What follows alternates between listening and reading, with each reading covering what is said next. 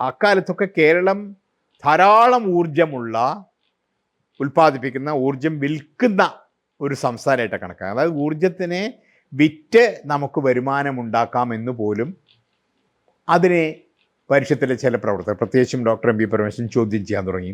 അദ്ദേഹം പറഞ്ഞു അങ്ങനെ ഒരു ഊർജം എന്നത് ഒരു വിൽപ്പന ചരക്കാക്കാൻ പാടില്ല. അപ്പോൾ നമ്മൾ പലപ്പോഴും നടത്തിയ പഠനങ്ങളിലൊക്കെ കാണുന്ന ശാസ്ത്രത്തെ രസകരമായി അവതരിപ്പിക്കാനുള്ള കാര്യങ്ങളൊന്നും സ്കൂളുകളിലില്ല.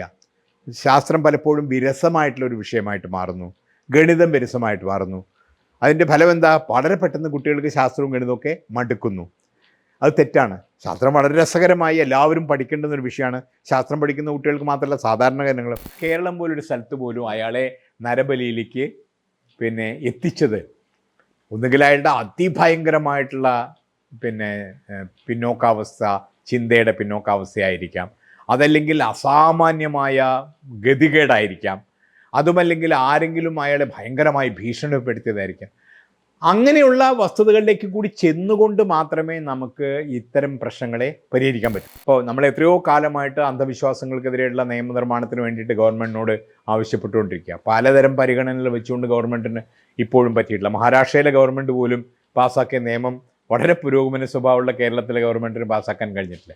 ചില കാര്യങ്ങൾ നിയമം ഉണ്ടായതുകൊണ്ട് മാത്രം കാര്യമില്ല, പക്ഷേ ചില തരം പ്രാക്ടീസുകൾ അന്ധവിശ്വാസമാണ്, യാതൊരു ശാസ്ത്രീയ അടിത്തറയും ഇല്ലാത്തതാണ് എന്നും അവ പ്രാക്ടീസ് ചെയ്യുകയോ പ്രചരിപ്പിക്കുകയോ ചെയ്യുന്നത് നിയമവിധേയമാവില്ല എന്നും പറഞ്ഞു കഴിഞ്ഞാൽ കുറച്ചു പേരെ അതിനകത്ത് തടയാൻ പറ്റും.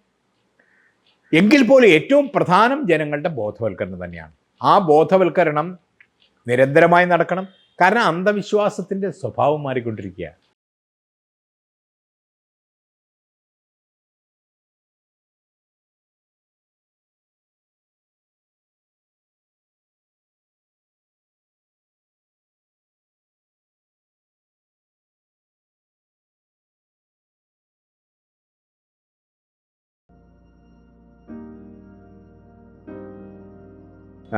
ആയിരത്തി 1970-കളിൽ ഏലൂർ ഭാഗത്ത് നടക്കുന്ന ചില ഫാക്ടറി ഈ TCC, FACT, ഇന്ത്യൻ അലൂമിനിയം, കുറേയധികം ഫാക്ടറികൾ ഒരുമിച്ച് പ്രവർത്തിക്കുന്ന കളമശ്ശേരി, കൊച്ചി ഭാഗത്തുള്ള ഫാക്ടറികളുടെ മലിനീകരണം പതുക്കെ ഒരു ചർച്ചാ വിഷയമാവുന്നു.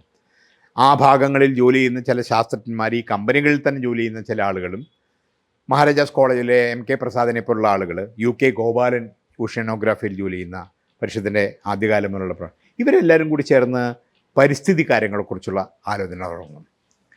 പരിഷത്തിൻ്റെ എറണാകുളത്തെ ഒരു സമ്മേളനം 1974 തോന്നുന്നു.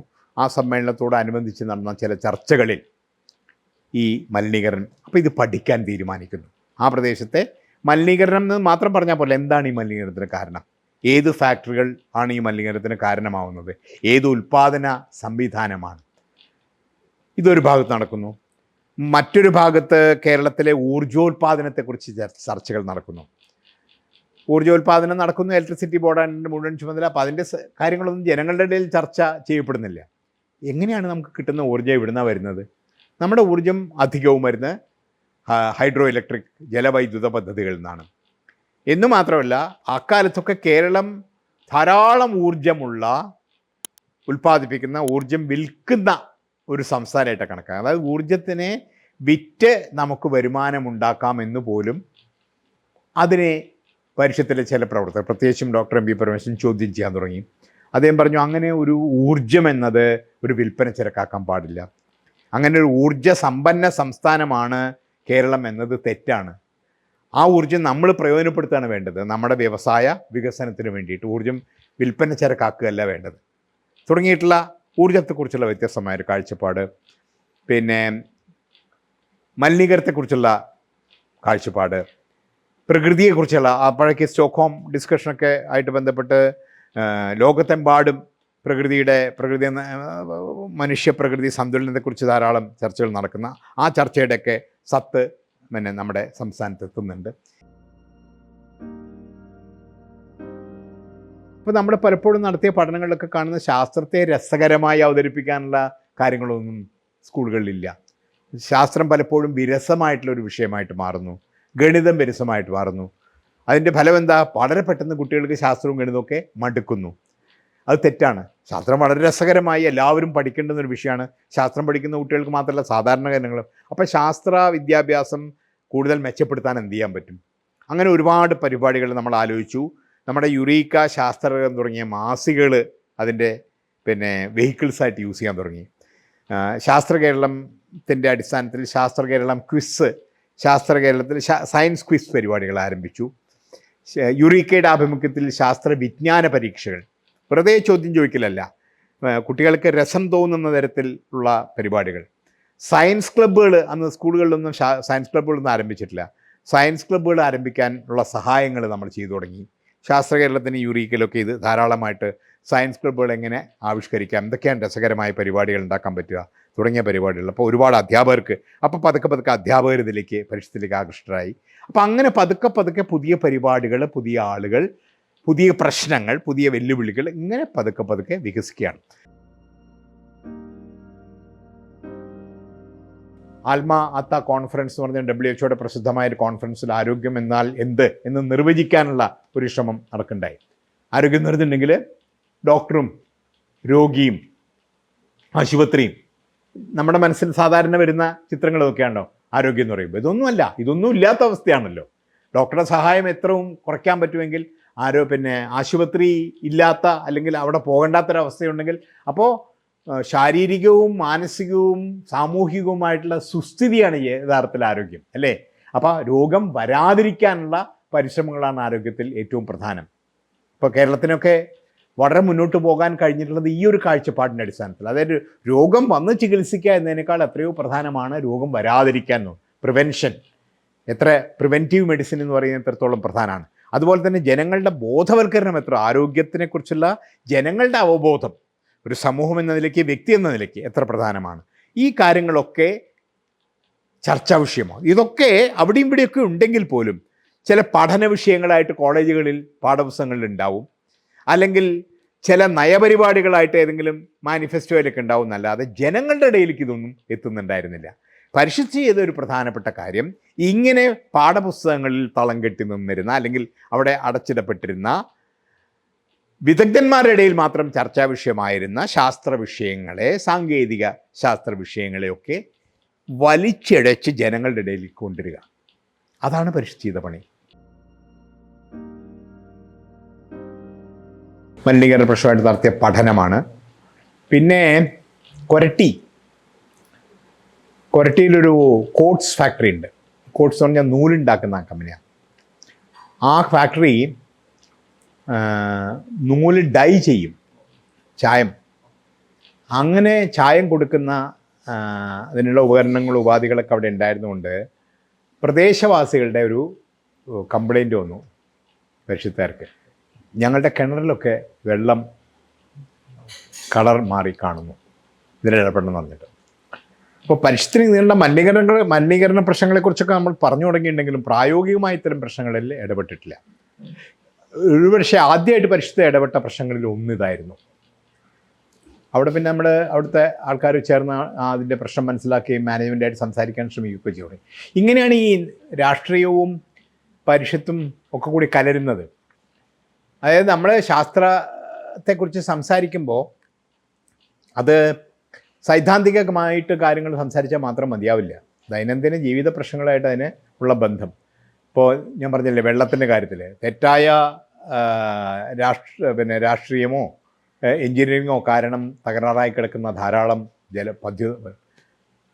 പൊളിഞ്ഞു വീഴുന്ന കെട്ടിടങ്ങൾ കാണും, കൺസ്ട്രക്ഷൻ ശരിയാവാത്തതുകൊണ്ട്. അതല്ലെങ്കിൽ പൊളിഞ്ഞു വീഴുന്ന പാലം കാണും. ഇതൊക്കെയാണ് ആളുകൾ കാണുന്ന ശാസ്ത്രം. അപ്പോൾ അതിലൊക്കെ എങ്ങനെ ഇടപെടാൻ പറ്റും? ഒരു പ്രദേശത്തെ കൃഷിയിൽ, അല്ലെങ്കിൽ അവിടുത്തെ റോഡ് വികസനത്തിൽ, അല്ലെങ്കിൽ അവിടുത്തെ എന്താ പറയുക മലിനീകരണം പരിഹരിക്കുന്നതിന്. അപ്പോൾ പതുക്കെ ഇതിലേക്കൊക്കെ പരിഷത്ത് വരുന്നുണ്ട്.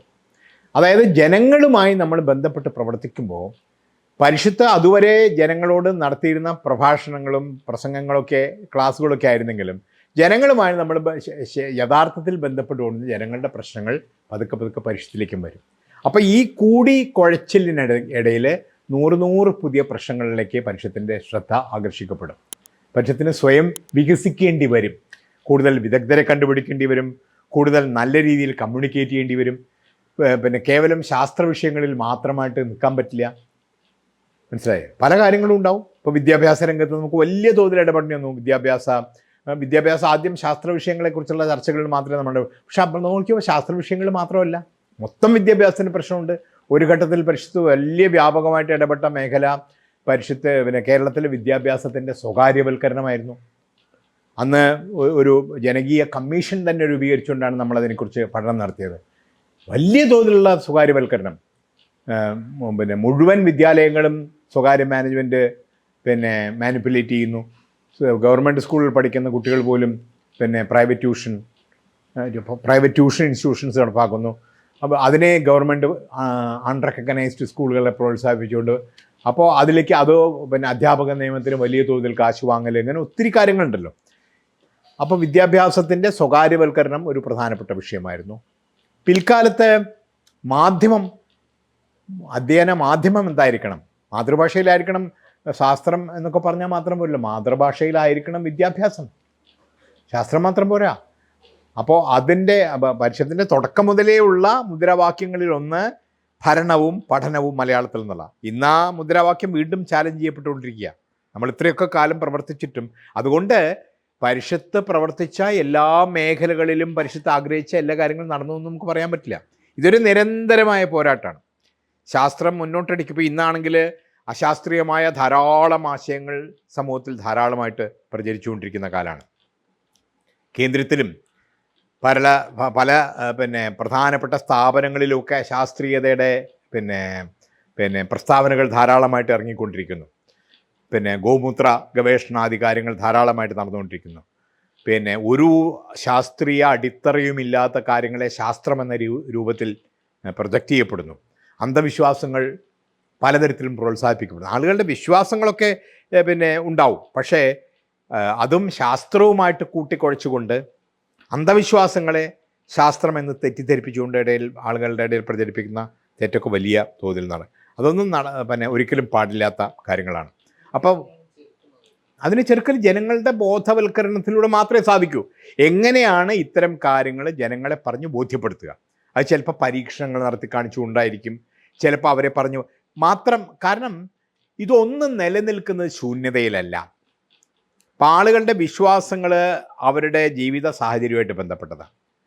ഒരാൾ നരബലിക്ക് പോകുന്നു എന്നൊക്കെ പറഞ്ഞാൽ നമ്മൾ ഭയങ്കര ക്രൂരമായ അക്രമമാണ് കാണിക്കുന്നത് പറയാമെങ്കിലും, എന്തായിരിക്കും കേരളം പോലൊരു സ്ഥലത്ത് പോലും അയാളെ നരബലിയിലേക്ക് എത്തിച്ചത്?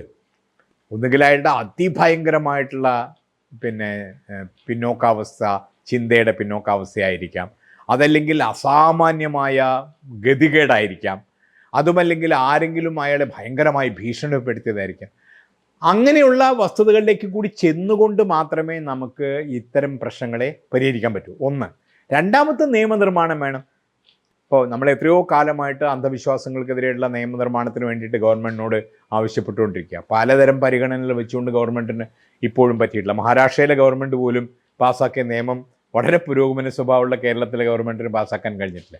ചില കാര്യങ്ങൾ നിയമം ഉണ്ടായതുകൊണ്ട് മാത്രം കാര്യമില്ല, പക്ഷേ ചില തരം പ്രാക്ടീസുകൾ അന്ധവിശ്വാസമാണ്, യാതൊരു ശാസ്ത്രീയ അടിത്തറയും ഇല്ലാത്തതാണ് എന്നും അവ പ്രാക്ടീസ് ചെയ്യുകയോ പ്രചരിപ്പിക്കുകയോ ചെയ്യുന്നത് നിയമവിധേയമാവില്ല എന്നും പറഞ്ഞു കഴിഞ്ഞാൽ കുറച്ചു പേരെ അതിനകത്ത് തടയാൻ പറ്റും.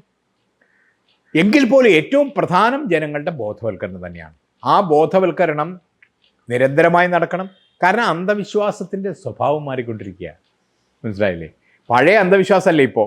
ഞാൻ പറഞ്ഞു കേട്ടിട്ടുണ്ട്, സിനിമാ മേഖലയിൽ വലിയ തോതിൽ സ്റ്റോക്കിൽ ഇൻവെസ്റ്റ് ചെയ്യുന്ന ആളുകളുടെ ഇടയിൽ, പൈസ വലിയ തോതിൽ പോക്കുള്ള ആൾക്കാരുടെ ഇടയിലൊക്കെ പുതിയ തരം അന്ധവിശ്വാസങ്ങളുണ്ട്.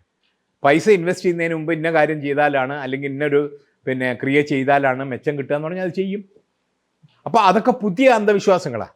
അപ്പോൾ അന്ധവിശ്വാസത്തിനെ എല്ലാ കാലത്തേക്കുമായിട്ട് നശിപ്പിക്കാൻ പറ്റില്ല. നിരന്തരം പോരാടേണ്ടി വരും. കാരണം അന്ധവിശ്വാസത്തിൻ്റെ സ്വഭാവം മാറിക്കൊണ്ടേയിരിക്കും.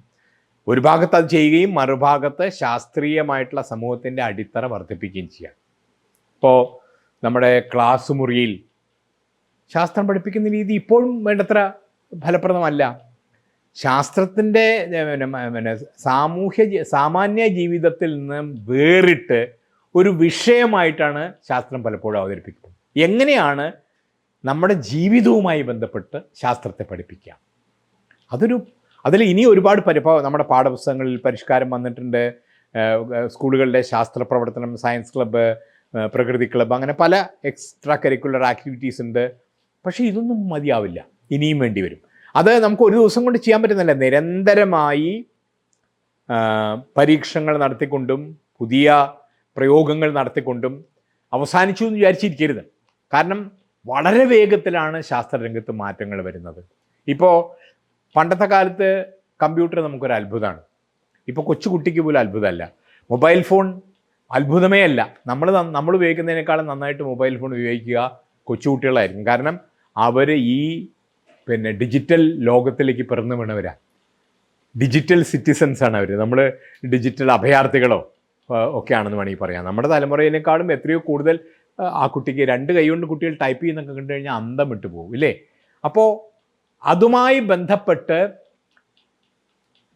അവരുടെ കാഴ്ചപ്പാടിൻ്റെ ശാസ്ത്രീയത എങ്ങനെ വർദ്ധിപ്പിക്കാം, എങ്ങനെ ഇതൊക്കെ കൂടുതൽ മെച്ചപ്പെട്ട രീതിയിൽ ഉപയോഗിക്കാം, ഇതൊക്കെ തെറ്റായ വഴിയിൽ AI ആണെങ്കിലും മൊബൈൽ ഡിജിറ്റൽ സാങ്കേതിക വിദ്യകളാണെങ്കിലും തെറ്റായ രീതിയിൽ എങ്ങനെയൊക്കെ, ഇതൊക്കെ ചർച്ചാ വിഷയമാവണം. ഇപ്പം എന്ത് പറ്റുന്നു? വളരെ വേഗത്തിൽ ശാസ്ത്രവും സാങ്കേതിക വിദ്യയും പുരോഗമിച്ചുകൊണ്ടിരിക്കുന്നു. പ്രത്യേകിച്ചും സാങ്കേതിക വിദ്യ നമ്മൾ നിസ്സഹായരായിട്ട് നമ്മളതിൻ്റെ ഉപയോക്താക്കൾ മാത്രമായിട്ട് മാറുന്നു. ഉപയോഗിക്കാൻ അറിയാം കുറച്ചൊക്കെ. ഏറ്റവും ചെറിയ കുട്ടി നന്നായിട്ട് ഉപയോഗിക്കും, അതിൻ്റെ മൂത്താൾ കുറച്ചും കൂടെ നന്നായിട്ട് ഉപയോഗിക്കും. പക്ഷേ ഇതിന് സാമൂഹ്യമായ ബാധ്യതകൾ എന്തൊക്കെയുണ്ട്? സമൂഹത്തോട് എത്രയോ കുട്ടികൾ മൊബൈൽ അഡിക്റ്റുകളായി മാറുന്നുണ്ട്, അല്ലേ? പലതരം സൈറ്റുകളും ചെന്ന് വിട്ടിട്ട് അവരുടെ സ്വഭാവത്തിന് വ്യതിയാനം. ഇതൊക്കെ ശാസ്ത്രീയമായിട്ട് അപഗ്രഥിക്കുകയും ചെയ്യണം. അപ്പോൾ ശാസ്ത്രത്തിൻ്റെ പുരോഗതി അനുസരിച്ച് സമൂഹത്തിൽ ഉണ്ടാവേണ്ടുന്ന ശാസ്ത്രബോധത്തിൻ്റെ സ്വഭാവത്തിലും ഒക്കെ മാറ്റം വരേണ്ടതുണ്ട്. അപ്പോൾ പണ്ടത്തേക്കാൾ വളരെ വേഗത്തിൽ, വളരെ കൂടുതൽ, വളരെ വ്യാപകമായി. ഇപ്പോൾ ഉദാഹരണമായിട്ട് ജവഹർലാൽ നെഹ്റു ഒക്കെ പറയായിരുന്നൊരു കാര്യമാണ്, ആധുനിക ഇന്ത്യയിലെ ക്ഷേത്രങ്ങളാണ് അണക്കെട്ടുകൾ, അല്ലെങ്കിൽ ശാസ്ത്ര സ്ഥാപനങ്ങൾ, അല്ലെങ്കിൽ പ്രവർത്തനങ്ങൾ നടക്കുന്ന. ഇപ്പം BSNL നമ്മുടെ വളരെ പ്രധാനപ്പെട്ട ഒരു ശാസ്ത്ര കാര്യം, നമ്മുടെ ടെക്നോളജിയുടെ ഒരു വലിയ ജനങ്ങളെ പരസ്പരം കൂട്ടിയിണക്കുന്നതിൽ വലിയൊരു പങ്ക് വഹിക്കുന്ന സാധനമല്ലേ. പക്ഷെ BSNL ഉപയോഗിച്ചുകൊണ്ടാണ് എല്ലാ മെസ്സേജുകളും നമ്മുടെ വരുന്നത്. എന്താ മെസ്സേജ് വരുന്നത്? ജ്യോതിശാസ്ത്രത്തിൻ്റെ മെസ്സേജ് വരുന്നുണ്ടാവും, അന്ധവിശ്വാസത്തിൻ്റെ മെസ്സേജ് വരുന്നുണ്ടാവും, ഇല്ലേ? അപ്പോൾ ശാസ്ത്രം അവിടെ ഉപയോഗിക്കപ്പെടുന്നത് പലപ്പോഴും സൂക്ഷ്മമായി നമ്മുടെ ഇൻ്റർനെറ്റിൽ വരുന്ന മെസ്സേജുകളെ നമ്മൾ അനലൈസ് ചെയ്താൽ കാണുക പലപ്പോഴും അശാസ്ത്രീയമായ, യാതൊരു അടിത്തറയുമില്ലാത്ത തെറ്റിദ്ധാരണകൾ, ഫോൾസ് ന്യൂസ് ഇത് പ്രചരിപ്പിക്കാൻ വേണ്ടിയിട്ടാണ് നല്ല വാർത്തയും ശാസ്ത്രവും ശാസ്ത്രബോധവും പ്രചരിപ്പിക്കുന്നതിനേക്കാൾ കൂടുതൽ സമയം ഇൻ്റർനെറ്റിൽ ഉപയോഗിക്കപ്പെടുന്നത്. എങ്ങനെ ഇതിനെ തളയ്ക്കാൻ പറ്റുക? കൂടുതൽ കൂടുതൽ ആൾക്കാരെ അവബോധം വളർത്തിക്കൊണ്ടല്ലേ പറ്റൂ. അല്ലെങ്കിൽ അനുയോജ്യമായ നിയമങ്ങൾ വേണ്ടി വരും, നിയമത്തിനേക്കാളും കൂടുതൽ അവബോധം. അപ്പോൾ നിരന്തരമായ പരിശ്രമങ്ങളിലൂടെ കൂടുതൽ കൂടുതൽ ജനങ്ങളിൽ എത്തിക്കൊണ്ട് മാത്രമേ ഇത്തരം പ്രശ്നങ്ങളെ അഭിമുഖീകരിക്കാൻ സാധിക്കൂ.